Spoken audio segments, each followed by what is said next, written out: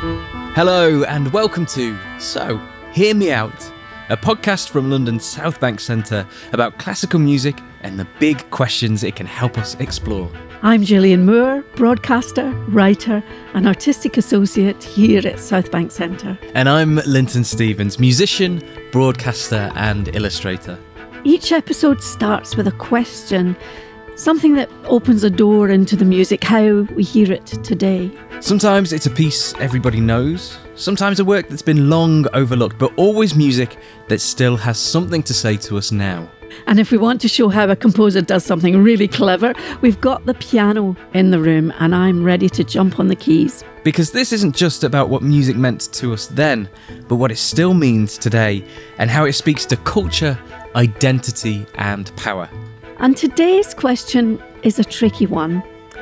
Is it okay to use music from cultures not your own? We live in a world of global influence where sounds travel fast, sometimes without context, and we can consume music from all over the world with just the touch of a screen. But when does inspiration become appropriation? And what happens when the balance of power is part of that story? There are really valid conversations about how we engage with other cultures, but can we really apply 21st century critique to a period where music wasn't recorded and had to be seen and heard live?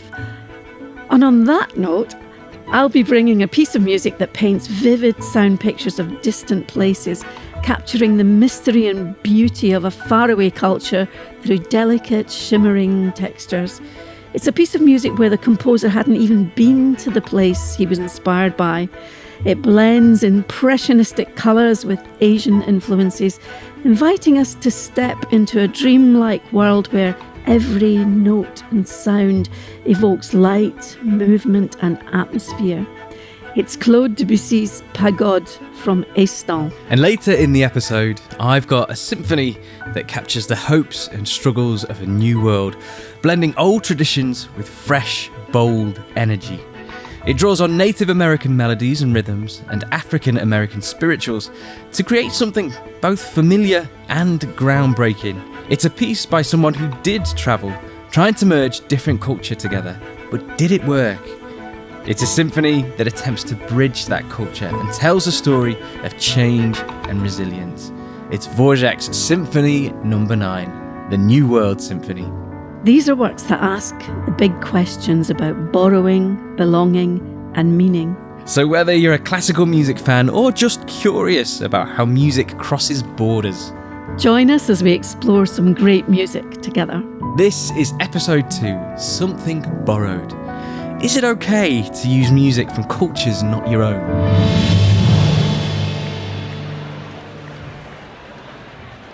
So I have been playing with my orchestra, Jinike, since 2015, since its inception.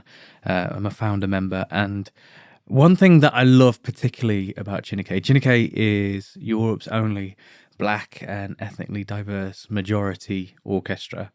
And one of the brilliant things is the range of cultural heritages that people have in the band.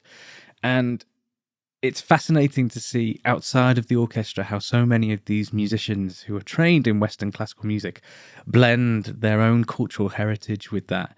And a perfect example of that actually is the cellist Abel Saloutre. Do you know him? I do know him and I love his music. His latest album is, based on that hymn tradition of his native South Africa, and it's just extraordinary, isn't it, the way he brings those traditions together, and it's authentic. It somehow is completely authentic. Yeah, and it's not just in what he plays, but it's how he presents it on stage as well. There's a real sense of joy, and it's something that he's really connected with, and that's a really beautiful thing to see, I think, in music. Yeah, music and dancing is one thing for him, so he's not sort of...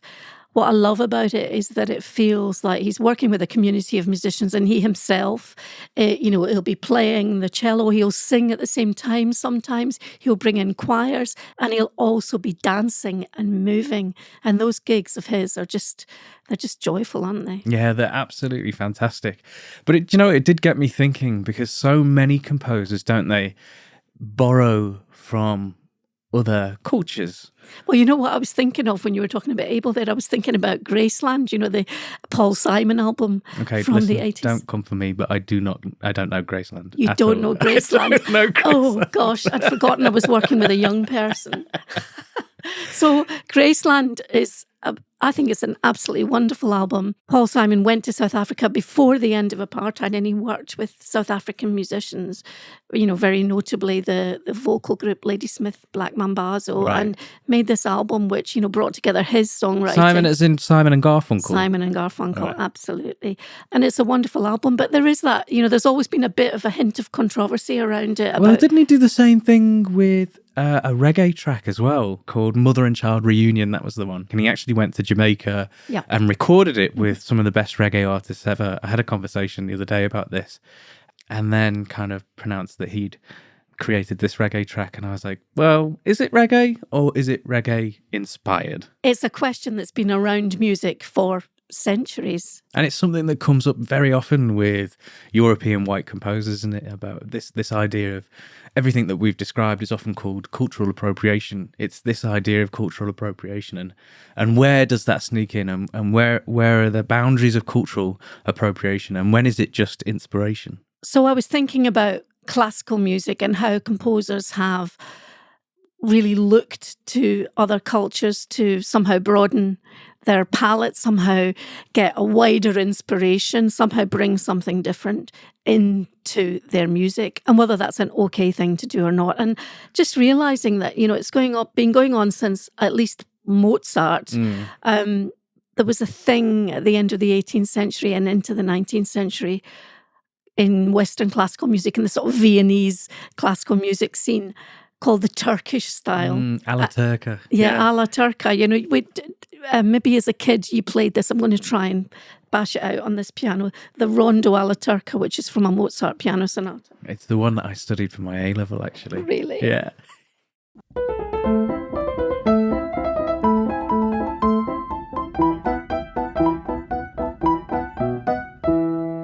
From memory as well. Absolutely brilliant. It's a great piece. It really is. Yeah, and what that is the reason that's called the Turkish style is that, and you'll hear it more clearly in orchestral music, it's sort of inspired by really military music, Turkish military music from the Ottoman Empire.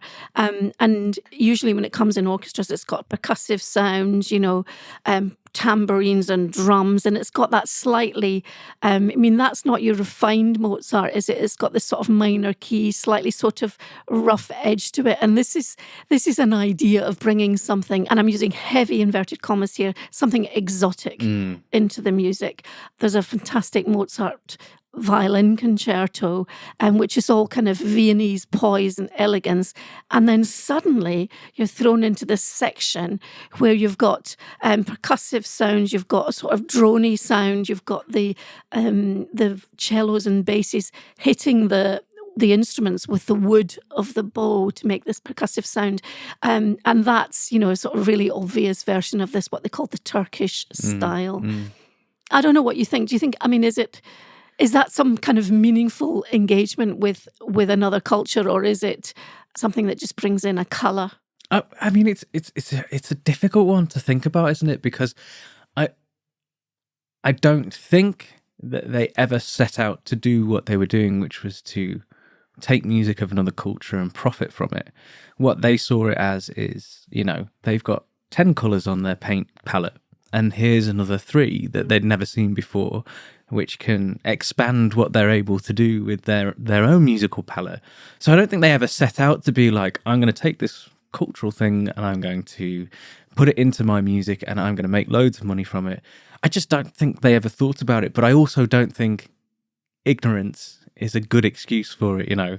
Well, it's interesting because actually that style, the Turkish style, comes into a quite later piece, the finale of Beethoven's Ninth Symphony. And that, you know, the text of that is all about, you know, everybody, alle Menschen werden Brüder, all mankind are brothers. It's about sort of universal embracing of the whole world and the whole universe.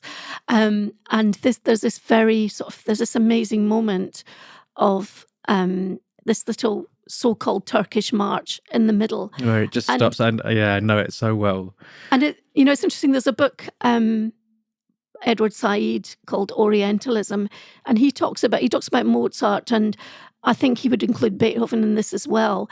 He's saying, actually, from a very critical point of view, about the whole idea of Orientalism, but he's saying that there is a way of doing it, which Mozart was doing, and I think I would argue Beethoven was doing, which is really very human and very sort of compassionate, with a lot of fellow feeling. And you could argue that the Beethoven is in that mold as well. I think so. I think if you were to look at it from a purely human point of view, once you bring in capitalism, and which we're probably getting a little bit too heavy here, but once you bring in capitalism and the ability to profit from it and what that means as well, then it has other connotations. And I think the resonance of that is probably a much more modern thing, maybe in the last 50 to 100 years. Maybe perhaps back then it was less of a thing, and people were less well-travelled and less aware of cultures, and there was less kind of cross-cultural pollination in terms of how people moved through the world. There was less migration, and so maybe it was less of a thing back then. But also, again, and this is something I'll come on to a little bit later as well, is they're not taking direct themes a lot of the time. They're hearing it and inspired by it. And then there's a question of, well, where does inspiration become cultural appropriation and vice versa? All of that chat was a great prelude, pun absolutely intended, to get into our next pieces then, the pieces that we're going to look at to explore this subject. So, Gillian, what have you chosen? So hear me out. I'm going to make the case for a piece which I actually think has a very good reason to be paying tribute to a form of music which is outside the culture and the heritage of the composer who wrote it. Claude Debussy's Pagodas from 1903, the first piece in his 3-part suite, Estant. He brought a very different perspective to classical music from the more Austro-Germanic thing. His music, he didn't write symphonies, but his pieces were more like soundscapes. They were more concerned with colour and sensation and mood, rather than, if you think of the German tradition of, goal-orientated, very dynamic forms like. So would you say that's kind of less academic and more to do with the feeling of music? Was that kind of what Debussy was about? The feeling, but also the emotion, the actual sound of right. it, like the sensuous sound of it, rather than the argument of the music. Does that make sense? Yeah, I know what you mean. I'm talking about, if you think of a Beethoven symphony, you're thinking about motives and themes that are developed and put through all sorts of, stressful situations. Like the academics of it, isn't it? It can still be brilliant music, but there's an academic undertone to it. Whereas Debussy was more about the emotion and the feeling driving the music forward, and the sensation in the moment of listening to it. I mean, some people think listening to a piece of Debussy is like kind of being in a sound bath. It's often really, really beautiful. So we're talking now about an experience Debussy had in Paris when he was 27 years old, and he goes to this Paris exhibition in 1889. And that's the exhibition for which the Eiffel Tower is built. And I guess it's interesting for me because these exhibitions in those days, they're not just about technology and the future, but they also bring the world to Paris in the days before an ordinary person could travel, or you could, watch a documentary or see films or photographs of.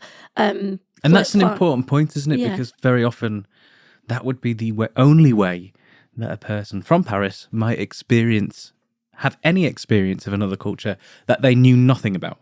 Yes, exactly. It's a very different experience from something that would happen today. And so Debussy was particularly fascinated with the pavilions from Asia. There was one from Cambodia, one from Japan, and his real favourite was the one from Java.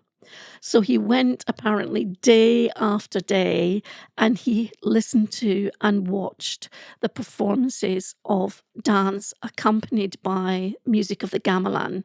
So what is a gamelan?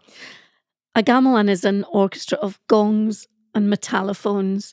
It's a very sort of rich, deep, shiny, beautiful, seductive sound. Have you ever played a gamelan? I have played a gamelan, but it's not something that it's not a Western orchestra, is it? It's not an orchestra as we think of it in the West. No, it's just percussion, but it's often got either a flute or a rebab, which is a sort of violin, a Javanese violin. So you've got a melody instrument, but you've surrounding that, you've got this incredible resonance, and the thing that anchors the whole sound and the whole structure of the music is the big gong, this huge, deep gong, which is just, it's got the spiritual significance in the gamelan, the big gong. And it's just the most extraordinary deep sound. And no doubt, actually, probably the Western gong is highly influenced by this gamelan gong as well, isn't it? Yes, gong is, I think, one of the only words that's in the English language from the Indonesian languages. And the gong has been imported into Western orchestras. Because it's not unusual to see it now in a Western orchestra, is it? No, it's not at all. But it might be good to hear what Debussy, something like Debussy would have heard. And this is a Javanese gamelan ensemble, the Ketawang gamelan.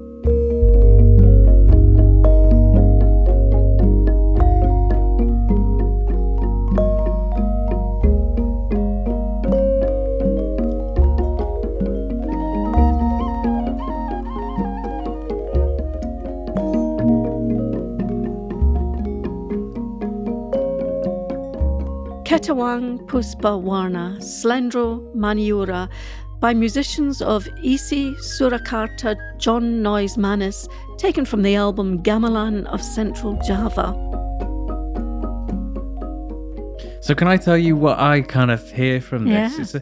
It's a really different sound world to what we'd expect in the West. I think for two reasons. It's very percussive, isn't it? Apart from, as you mentioned, the flute that sits on top, but also in terms of Western tuning, it's very slightly off what we would consider Western tuning, isn't it? Yeah, this particular piece there's two scales, and one of them is called Slendro, which is kind of close to the nearest equivalent in Western music would be the pentatonic scale, the 5-note scale that you might be familiar with from folk music, a lot of different kinds of folk music. But as you say, it's not quite. It's very much, it's kind of in between the notes. You wouldn't be able to match the notes exactly on a piano, would you, for example? On a piano. But, what Debussy does in his piece Pagode, which we're going to talk about, he makes an attempt to do that using, broadly speaking, a sort of pentatonic 5-note Western scale sounds, but Western traditional sounds. Also gets the sound of, he tries to get something of the sound of the gong into it right from the very start of the piece. So I'm just going to demonstrate that on the piano. The opening chord, where he kind of simulates the sound of the gong.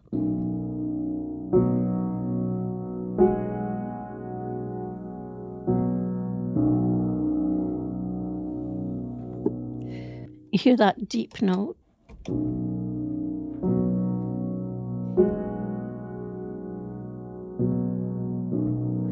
So he builds up that harmony on top, which tries to give something of the resonance of the gong from the Javanese gamelan. I think there's a couple of things in that, isn't there? Because if you didn't tell me that was supposed to be a gong, I wouldn't know. However, knowing that information, there's a lot of stuff that you can glean from that Debussy is trying to draw out of this traditional gamelan music. So you've got the pedal on those lower notes, which means it just rings through everything else that comes. But then you've also got this tempo, which is quite slow. And I think that also helps to emulate the sound world of the gamelan with all of these percussive instruments where you'd strike them and the note would play on, and it's quite slow, and you create this kind of sound world of notes upon notes upon notes. And I think he's very cleverly imitating that too, isn't he? Yeah, exactly. And then as the piece goes on, you start to get the sort of layers of the percussive metallophones playing in this sort of quasi-pentatonic slendro scale. And then a few seconds later, we'll hear you get a melody coming in. In this case, it's not quite, it's the equivalent of the flute melody, but in this case, it's a bit lower down in the middle of the music. But there's definitely a melody instrument like there often is in the gamelan.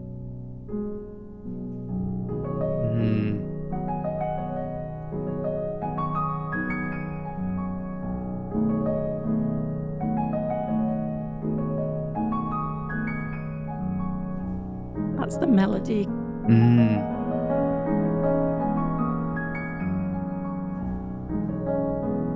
But those little decorated figures are going.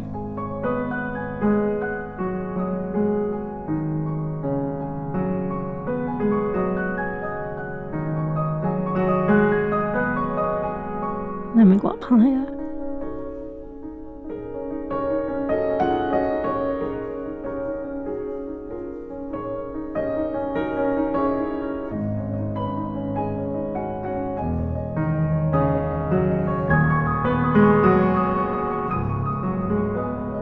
Pedals down a lot on the piano, so you're getting the resonance of the gongs and the metallophones, that shimmer of sound. You'd never play a Beethoven sonata like that. Claude Debussy Pagodas, performed by Stephen Osborne from the album Debussy Image, Children's Corner, Estampes, etc., released in 2017 via Hyperion Records Limited. And I do think this is different. I do think this is a case of taking inspiration from and not borrowing from the Javanese culture. Well, it's interesting, I think. A reason for doing this is that, well, if you think of the title of the whole series, it's called Estampes, which means, I think, like prints. It's like he's taking a print of something. It's almost like a document, a record of it. This is in the days before it was possible to make a recording of the gamelan. Nobody would be able to hear the gamelan if you weren't actually there. So he's going off his memory. He's not going off anything written down. And actually, another thing worth noting is gamelan music, Javanese music of this kind, wouldn't have been written down either. It wasn't written down at all. So, I mean, he's not making an exact transcription of it at all. He's giving an impression of it for people who wouldn't have been able to hear it. And I think that's a really interesting thing. He's sort of bringing it into the bloodstream of the music of which surrounds him, of the musical culture. Of the Western culture. Yeah, exactly. It's a very sophisticated way of doing it, isn't it? It's him almost going to these concerts, these performances day after day, absorbing it in and then translating it through the art that he knows. It's a really academic way, but a clever academic way of capturing something that is outside of your own training and your own musical knowledge, I think. I think rather than use the word academic, I'd use the word precise. Yeah. I think it's precise in its intention, and it's precise in the way that Debussy does it, and the way he hands on this thing that obviously blew his mind when he first heard it in 1889 in Paris. So rather than appropriating or taking anything directly, what he's done is he's listened, he's had an experience, and he's translated that experience through his own musical training, his Western musical training, and through his own instrument, the piano, to create something that I think is quite a beautiful tribute to the art of the gamelan and to the tradition of the gamelan.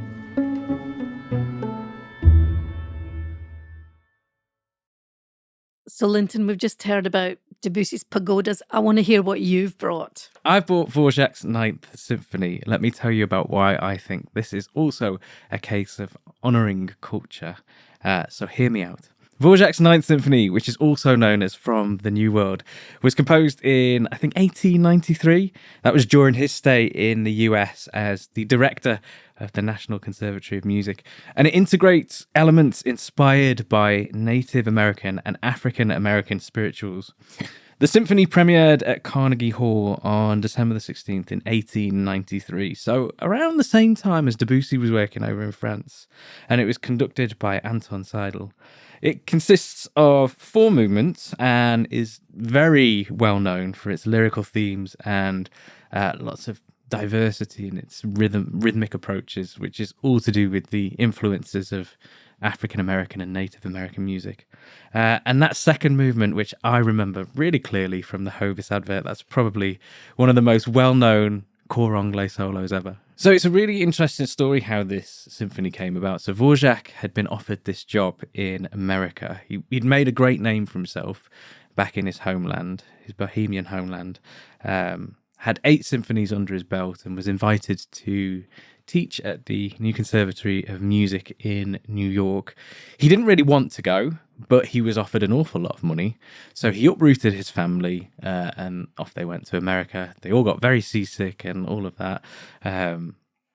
His method of working prior to that had always been to dig into musical roots that express nationalism, in the sense of he wanted to find what music defined a nation. And he'd always done that back at home with folk songs.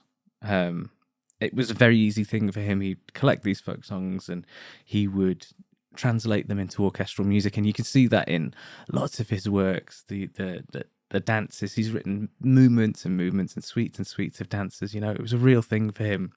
But then he landed here in America and he was asked to write a piece of music that embodied the American sound. And then he was really stumped. I guess it's interesting about how he got this gig in the first place, because it was an amazing woman actually called Jeanette Thurber who was running the music school, which she was a great patroness of music. The music school's now the Juilliard School, I believe. But she was really aware that American musical culture was sort of totally obsessed with European culture, Italian opera, German symphonies, etc. Which is no surprise, really. You know, it's a young country with lots of immigrants from Europe. So it made sense that this art form had come from Europe. So she's looking at this guy Dvořák, who's, made a kind of national identity.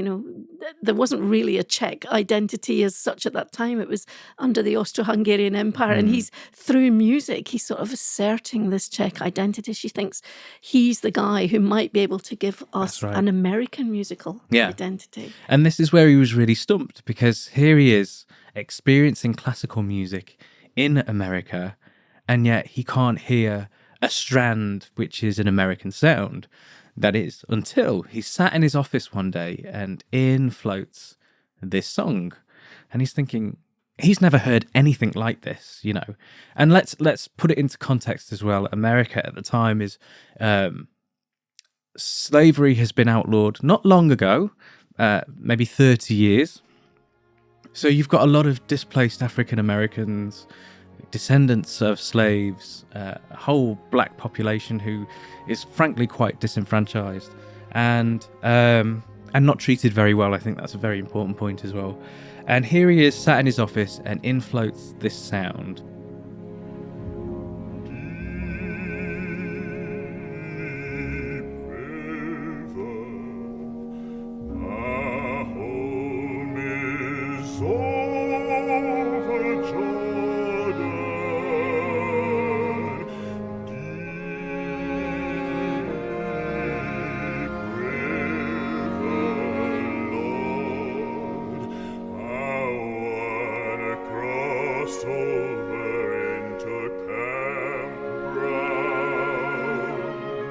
Deep River, performed by Willard White there, and we heard the Royal Liverpool Philharmonic Orchestra conducted by Carl Davis. So obviously Dvořák won't have heard this with that lush orchestration, but I've chosen that version for a very particular reason, which I'll come back to in a minute. But he heard this spiritual floating through his doors and he was thinking, where the heck is that come from? I've never heard music like this. It was clearly very unique to him. So he goes out and he investigates and he finds this student, Harry T. Burleigh, who was working at the conservatory alongside his studies as a singer, was working at the conservatory as a janitor. And he hears this piece of music and he gets into a conversation with the young Harry T. Burleigh. What is this music? Where's it from? I think Dvořák must have recognised there was an element of folk music in there. Well, it's that pentatonic scale again that we were talking about earlier, that 5-note scale. And I think he thought, what is that? He wants to know what this is. And Dvořák becomes fascinated by this tradition of music that he's never seen or heard of. And why would he? You know, it's not in the mainstream. It's something that is very particular to African Americans. And then he spends a couple of weeks exploring this type of music. He has further meetings with Harry T. Burleigh and other black students at the conservatoire, and he really starts to immerse himself in this culture. And it's at that point that he says to himself, this is the American sound. This is the sound that America should pursue as its national sound. It's unique to African Americans. It's something that the Western tradition of classical music isn't doing. And this sound could really define a nation. And do you think, was that, given the sort of state of racial politics at the time in America, was that controversial? I mean, yeah, it was definitely controversial. I think it would have been impossible for Dvořák to exist in America and not understand the complexities of racial dynamics that were happening in there. I mean, still today it happens. And so, 30 years after slavery was outlawed, he would have understood the dynamics of how black people were treated in America. So I think he very purposefully knew that this might have been controversial. Dare I say, I think possibly this was a way that he thought he could unite America. Here is a beautiful tradition of singing which has its origins in the continent of Africa. And I say that broadly because lots of slaves were brought over from different parts of Africa. And so the traditions and the foundations of African American spirituals can be traced to many different countries within Africa. But here are a people that are now, a diaspora of people that are now part of the American culture, firmly embedded in the American culture. And so then he set about writing this symphony, and you start to hear all of these elements of the African American spiritual creep into the symphony. But one thing that I think is really, really important to note here is that Dvořák never once takes, he must have heard dozens upon dozens of, if not hundreds of African American spirituals, these pieces of music that tell the stories and the struggles of black folk during the slave trade. He never once takes any of those melodies. He listens, he absorbs himself in the sound world, and he tries to emulate that in a similar way to what Debussy does. He tries to honor that sound world through his own practice of Western orchestral writing. I want to just really lean into how Dvořák emulated that sound world and borrowed from that sound world without actually directly taking something that wasn't his. So we heard the opening of that Harry T. Burleigh, which was very nicely orchestrated with a cor anglais solo at the beginning. Can we hear that again?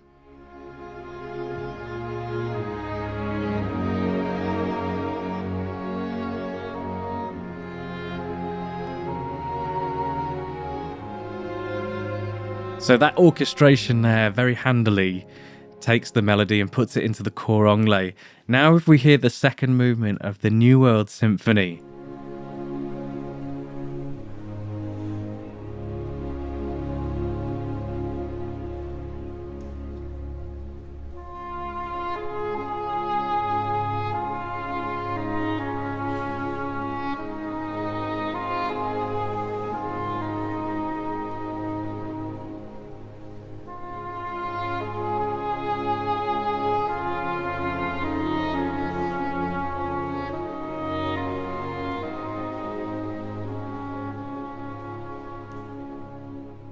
Dvořák's Symphony No. 9, performed by the New York Philharmonic and conducted by Alan Gilbert. You can see that pentatonic sound Dvořák has borrowed and put directly into the Western classical tradition.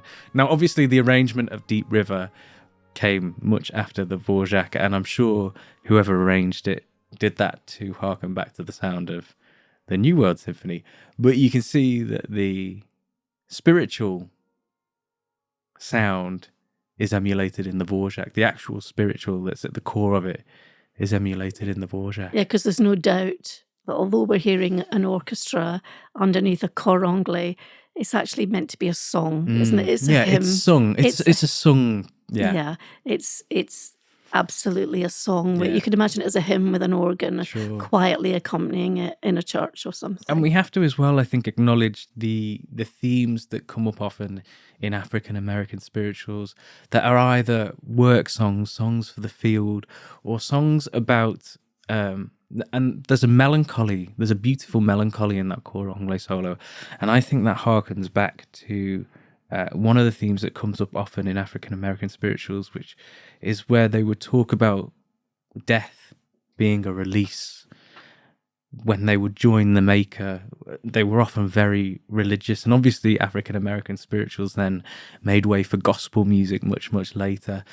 But it's this idea that death and joining the Maker and it would be a release from the shackles of slavery. Well, it's interesting that this tune, which came out of an original spiritual, it came out of Deep River, it then became that slow movement on the cor anglais, emulating a hymn.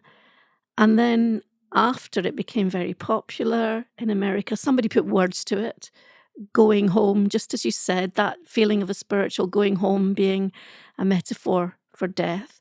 And that became a big hit. It's particularly sung by Paul Robeson, the great African-American bass singer who was, I think at one point in the 30s and 40s, the most famous American alive. He was a wonderful singer, an actor, a writer, a political activist.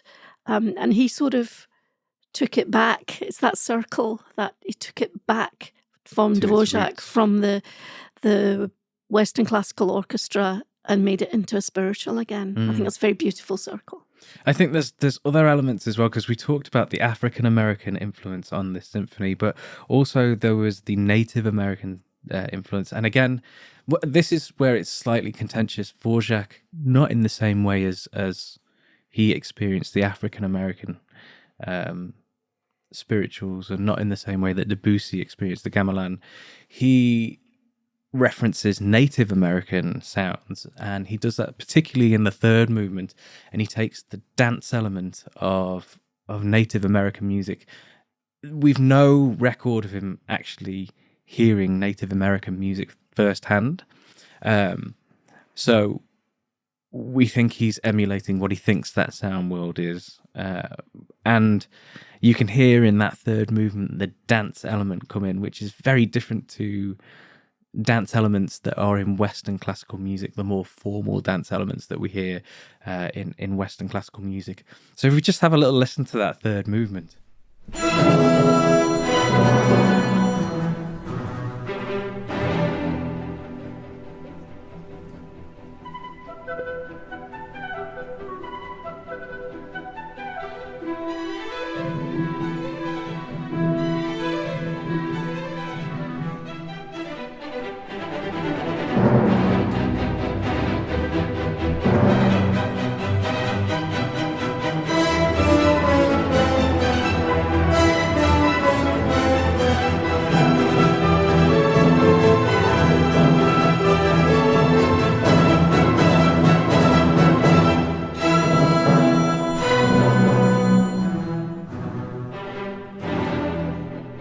Dvořák's Symphony No. 9, performed by the New York Philharmonic and conducted by Alan Gilbert.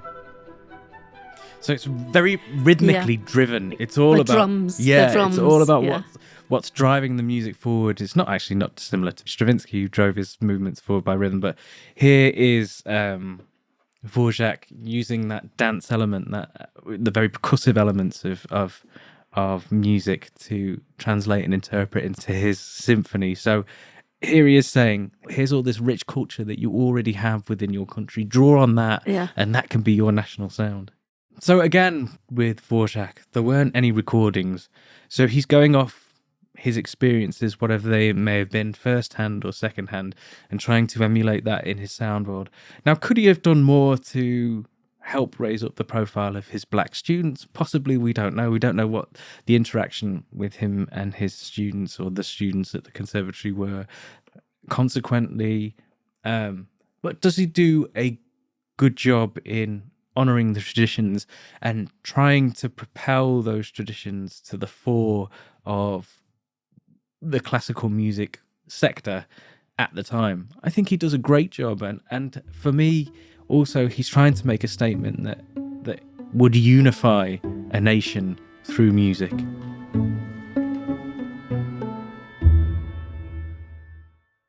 It's really interesting that we've had two very different approaches to this subject of inspiration and appropriation.